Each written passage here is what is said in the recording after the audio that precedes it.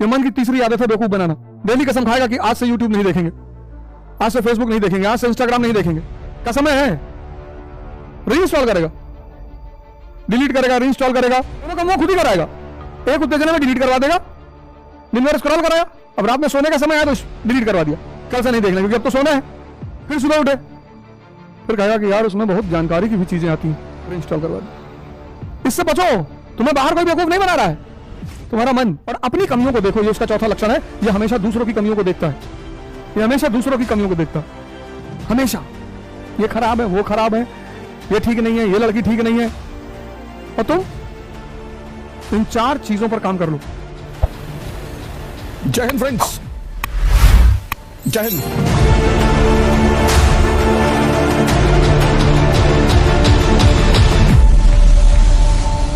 तुम किसी को मिटा ही नहीं सकते, सिर्फ बना सकते हो। इसलिए जितने लोग दूसरों को मिटाने के चक्कर में वो खुद ही खत्म हो जाते हैं। कुछ चीजें हैं जो भगवान ने अपने हाथ में रखी। नहीं, हर पटीदार दूसरे पटीदार के लड़के को मिटा दे। हमारे गांव में जिस आदमी ने सब लोगों को गांजा पीना सिखाया, सबको, उस आदमी का बच्चा ट्रेन में बैठकर आ रहा था। अक्सर लोगों की आदत होती है ना दरवाजे बैठने की, वो गिर गए, ये दोनों पैर कट गया 28 साल की उम्र में। दरवाजे के बाहर वो व्हील चेयर होती है ना, उससे बैठे रहते हैं। 28 साल की उम्र का लड़का है, 6 फुट का लड़का, और दोनों पैर कट गया, दोनों। अब सोचो उनके मन पे क्या बीतती होगी। तो मैंने उनसे कहा कि ये दंड है, अभी भी सुधर जाओ।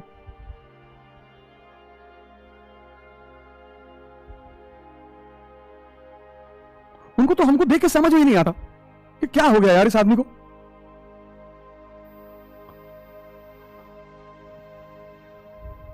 सब वो बेचारे समझ ही नहीं पाते कि इस आदमी को हुआ क्या। कुछ नहीं हुआ, बस यही संतों से मुलाकात हो गई, इनकी बात समझ में आ गई। मैंने कहा ना, यथार्थ अलगानंद जी की गीता का नाम है, और श्री हमारे गुरु जी का नाम है श्रीकांत यादव।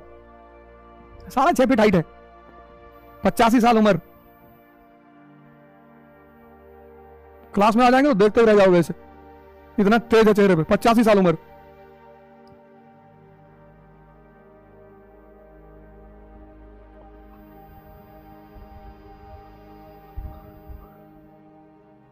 बस यही सब बातें जो आज मैं तुम्हें बता रहा हूं, ये मुझे समझ में आ गई कि मन की आदत, मन का पहला लक्षण है आदत।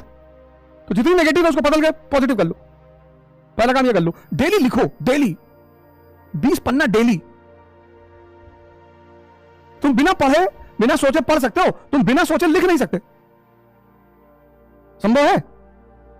अब तुम्हें अपने मन को सोचवाना है क्या? इकोनॉमी, पॉलिटी, हिस्ट्री, लिखो 20-20 पन्ना डेली। ये पहले 10 दिन बगावत कर देगा कि अरे पागल है, खड़ा हो जाएगा, तुम देख लेना, खड़ा हो जाएगा कि पागल हो। जितनी अच्छी चीजें हैं ये बगावत करता है, कल पे डालता है। इसे कहो योग करना है, कहता कल, आज तो लेट हो गया, 9:30 बज गया, योग सुबह किया जाता है। सब बहानेबाजी है। तुम्हें दिन में 1 बजे याद आए उठ के योग कर लो, तुम रात में 2 बजे याद आए योग कर लो, क्योंकि योग करना है, समय इंपॉर्टेंट नहीं है। बहाना बना देगा ना, तुम 8 बजे उठोगे, कहेगा सूरज निकल आया, और वही लड़की ने बुला लिया, तब ये बहाना नहीं बनाएगा। रात में 2 बजा हो, 2:30 बजा हो, 3 बजा हो, तो फोन किया, कहां हो? तुम्हारे दिल में। कितनी देर में पहुंचोगे? देर, नीचे खड़ा हो तुम्हारे घर के।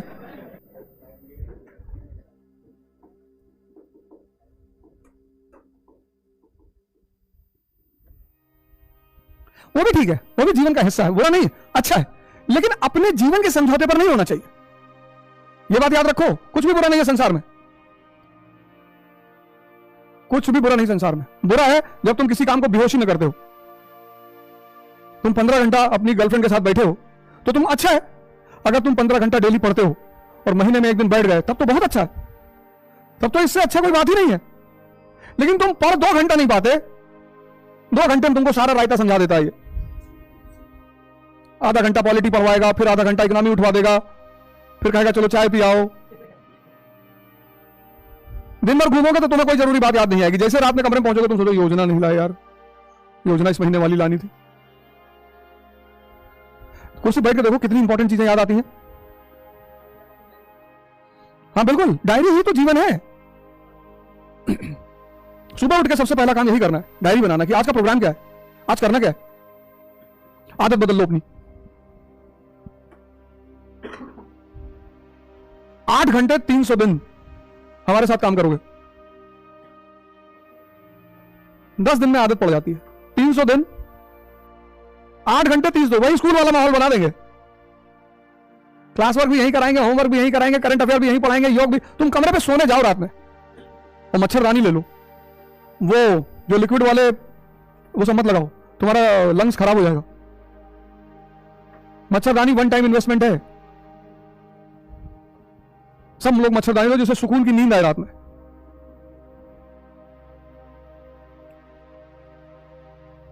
और नींद नहीं आए डीडी बस उठा लो, अपने आप आ जाएगी। 4-5 किताबें मैं बता देता हूं, वो नींद लाने की बेहतरीन किताबें। एक हिस्ट्री की किताब है सुमित सरकार, बहुत शानदार किताब है। उसके बाद 3-4 लाइन पढ़ोगे डीप स्लीप में चले आओगे।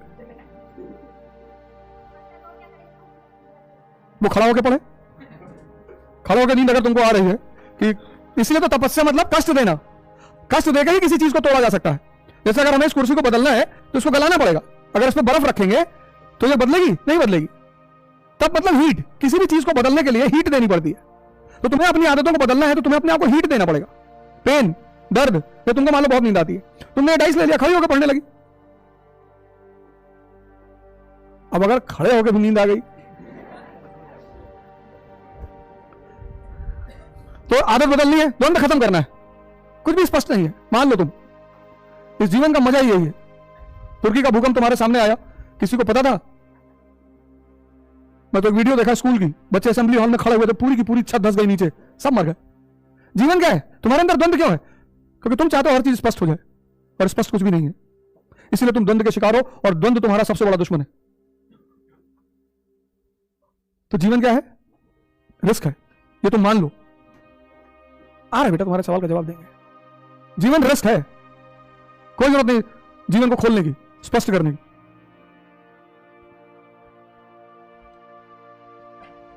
एक से एक IAS अफसरों ने सुसाइड कर लिया। वो CCD का मालिक सुसाइड कर लिया, पैसे की कमी थी। और रेमंड का मालिक, उसके बेटे ने उसको घर से बाहर भगा दिया।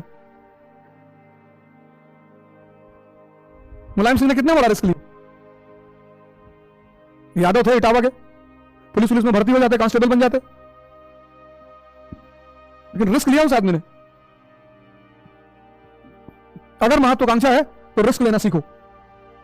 एक तो हम वैसे ही द्वंद के शिकार हैं, और समाज ये उस द्वंद को बढ़ा देता है। मत बनो बेवकूफ। ये जब भी तुम्हें कोई राय देना, इसको उस राय को देखो कि क्या कह रहा। मत बनो बेवकूफ। 4 बजे का अलार्म लगाया है तो उस दिन उठो, चाहे दूसरे दिन मत उठो। ये मन की तीसरी आदत है बेवकूफ बनाना। डेली कसम खाएगा कि आज से YouTube नहीं देखेंगे, आज से Facebook नहीं देखेंगे, आज से Instagram नहीं देखेंगे। क्या समय है? रीइंस्टॉल करेगा, डिलीट करेगा, रीइंस्टॉल करेगा, दोनों काम वो खुद ही कराएगा। एक उत्तेजना में डिलीट करवा देगा, दिन भर स्क्रॉल कराया, अब रात में सोने का समय आया तो डिलीट करवा दिया, कल से नहीं देखना क्योंकि अब तो सोना है। फिर सुबह उठे, फिर कहेगा कि यार उसमें बहुत जानकारी की भी चीजें आती हैं, रीइंस्टॉल करवा दिया। इससे बचो, तुम्हें बाहर कोई बेवकूफ नहीं बना रहा है, तुम्हारा मन। और अपनी कमियों को देखो, ये उसका चौथा लक्षण है, ये हमेशा दूसरों की कमियों को देखता है। ये हमेशा दूसरों की कमियों को देखता है, हमेशा। ये खराब है, वो खराब है, ये ठीक नहीं है, ये लड़की ठीक नहीं है। और तुम इन 4 चीजों पर काम कर लो अगले 10 महीनों, मार्च से जनवरी। 24 का एग्जाम दो जाके, फर्स्ट क्लास। जितने लोगों को 24 देना है, हम जैसे जैसे कहते जा रहे हैं वैसे वैसे करते चले आओ। तुम बिल्कुल टेंशन मत लो, तुमसे ज्यादा हमें अपनी फिक्र है, तुमसे ज्यादा हमें अपनी फिक्र है। तुम्हें अपनी फिक्र नहीं होगी लेकिन हमें है, क्योंकि मैंने काम किया इस क्षेत्र में इतना ज्यादा, तो उसका अनुभव रहा। और मेरा स्कूल भी इलाहाबाद में ही खुलने जा रहा है, चाक घाट वाली रोड है ना, अभी परसों मैं दुबई जा रहा हूं पैसा लेने, कॉन्फ्रेंस के लिए जा रहा है। इंटरनेशनल एजुकेशन समिट है, उसमें मुझे बुलाया गया है। नॉन मुस्लिम, हिंदुस्तानी, और बोलना है इस्लाम पे। पंडित से बुला के अजान करा रहे हैं। और ये सिर्फ और सिर्फ और सिर्फ ध्यान का नतीजा है। उसने अंदर की सारी कमियों को काट छाट के खत्म कर दिया।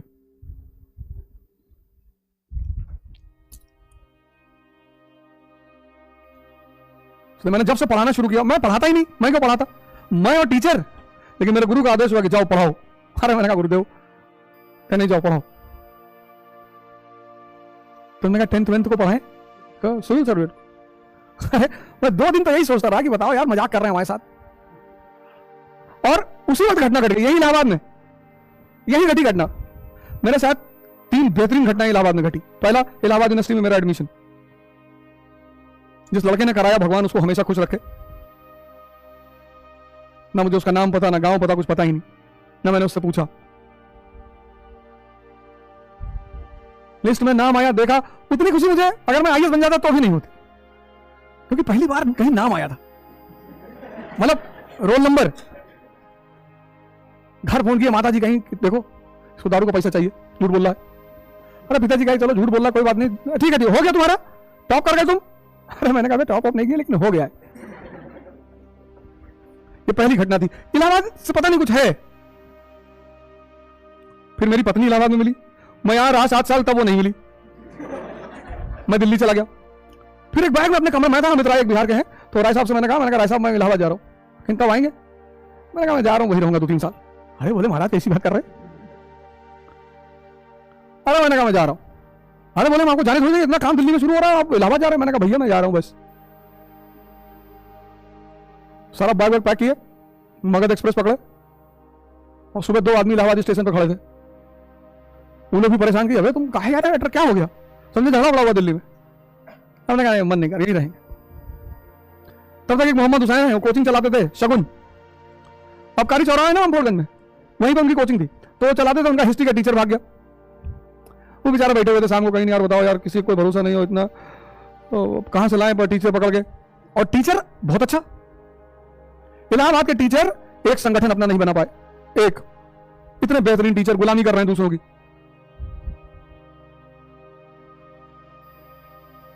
आपस में इनका समझौता, एक दूसरे को गाली देते हैं। यही तो, इसीलिए तो यहाँ के लड़के मजा लेते हैं। अरे उसको साले कुछ नहीं आता, चोर है वो, अलौंडा मजा लेते हैं। जाके छेड़ देते हैं, गुरुजी वो ओझा जी मिले थे, है फराड है। ये यहाँ के टीचरों की सबसे खास बात, लौंडे भी मजा लेते हैं। गुरुजी आप बहुत बड़े टीचर हैं, आप कोचिंग खोल दो गुरुजी, और 30 लड़का तो मेरे पास है चौबे। गुरुजी के बाहर कोचिंग खोल दिए, जो सेविंग वेविंग थी सबकी लूट गई, भिखमंगा हो गए। जो पेशेंट के इशारे पे चलेगा वो डॉक्टर बचेगा? यहाँ इतना डेंजरस लौंडे हैं। वो लड़के सही हैं, तुम क्या हो?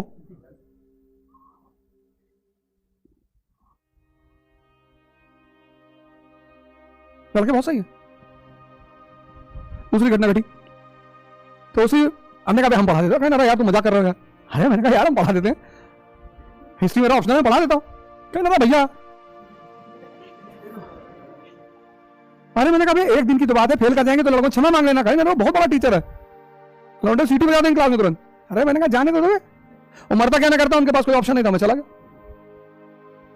गया तो लौंडे बगावत तो किए। हमने कहा मैं आज के लिए आया हूं, आज आपके गुरुजी की तबीयत बहुत खराब है और कल से गुरुजी फिर पढ़ाने आएंगे। उसमें 2-3 लड़कों को पता था कि मास्टर साहब नहीं आएंगे, लेकिन वो बेचारे करे क्या? यहां हो रहा एक आदत है यहाँ के लोगों की, तुम क्लास शुरू करोगे, सेमिनार करोगे, अपना 50 लौंडा भेज देंगे, जाहिल लड़के यहाँ के। लेकिन हमसे कोई बदतमीजी नहीं करेगा, यहाँ कोई टीचर, साफ जानते हैं हमको, रग रग से वाकिफ है मेरे। तो वहां गए, अब लौंडे ने सोचा कि चलो एक ही दिन का तो मामला है, पढ़ाए तो उसमें 10-15 लोगों को बड़ा मजा आया, समझ में आया उनको, बोले बहुत बढ़िया। फिर दूसरे दिन पहुंच गए, हमने कहा तबीयत ठीक नहीं हुई, पर वो 3-4 लड़के अनरेस्ट में आ जाते थे तुरंत। किसी के चेले मत बनो, जिससे जहां फायदा मिले वो लो, किसी का गुलाम मत बनो। कहता नहीं 3 इडियट में, गंगा चारों तरफ बह रही है, जिस टीचर से तुम्हें जो समझ में आ रहा ले लो। तुम क्यों किसी का भक्त बनते हो? सम्मान करो सबका, और जिस टीचर से जो अच्छा मिले ले लो, तुम तो लेना ही है ना। तीसरे दिन वो तीनों खड़ा हो गए कि हम नहीं पढ़ेंगे। हमने कहा तुम्हारी तलाश थी, 80 क्लास में 3 लोग नहीं पढ़े, निकलो बाहर। ये दूसरी सबसे बड़ी घटना रही। तो वहां जब पढ़ाना शुरू किया, वहां एक लड़का था नीरज तिवारी, आजमगढ़ का। तो हमसे कहा, गुरुजी हमारे कमरे पे चलिए, आपको मटर कचौड़ी खिलाएंगे। मैंने कहा अच्छा चलो। तो गए उसके कमरे पे। तो मेरी वाइफ जो है वो उसकी मकान मालकिन थी, मतलब जो उसके मकान मालिक है। तो वहां से अपना पूरी कचौड़ी बहुत लोग खाने आए, लेकिन इनोसेंसी का एक अलग लेवल है मेरी वाइफ का। मुझे कुछ नहीं कहती, कोई मैं कह दूं कि ये काला है तो कहेगी हाँ हाथ में भी लग गया थोड़ा सा। बहुत महान लेडी हो, उसने जितना मेरा स्ट्रगल में साथ दिया, किसी की औकात नहीं उतना मेरा साथ देते। यूनुस भाई तो जानते हैं कि तुमको पॉलिटी पढ़ाएंगे। मैं जब भी उससे कहूं मुझे पैसे की जरूरत है, कोई ना कोई गहना बेच दे अपना, कभी बताया ही नहीं, कभी बताया ही नहीं। अल्लाह के पैसा दे दे कि ये लो रख लो। तो मुझे बहुत बाद में पता चला कि इसने अपने 10-12 गहने बेच डाले। तुम अगर सेमिनार में आए होगे, मैंने कहा तुम नहीं चलोगे तो मैं सेमिनार नहीं दूंगा, तुम्हारा चलना जरूरी, चलो। और तीसरी घटना घटी, श्रीकांत यादव। हम प्रण कर लिए थे कि इलाहाबाद नहीं जाना है, यहीं कहीं अगर अर्चना अर्चना साइड के हैं उधर ही कहीं है घर है, मैं लेकर आऊंगा उनको किसी दिन, मैं लेकर आऊं, बस तुम लोग भगवान श्रीकांत यादव यानी भगवान हमसे कहे सुनो। मैंने कहा जी। कहे दारू पीना छोड़ दो। मैं पीता ही नहीं। बुजुर्ग है तो बुजुर्गों की बात काटी नहीं जाती। जब हम अपनी माता जी के साथ एक साथ बैठ के जाए तो दारू की दुकान खुद ही, तो मैं आंख बंद कर लिया। तुमसे पूछी क्या हुआ? हमने कहा हमको ये दुकान अच्छी नहीं लगती।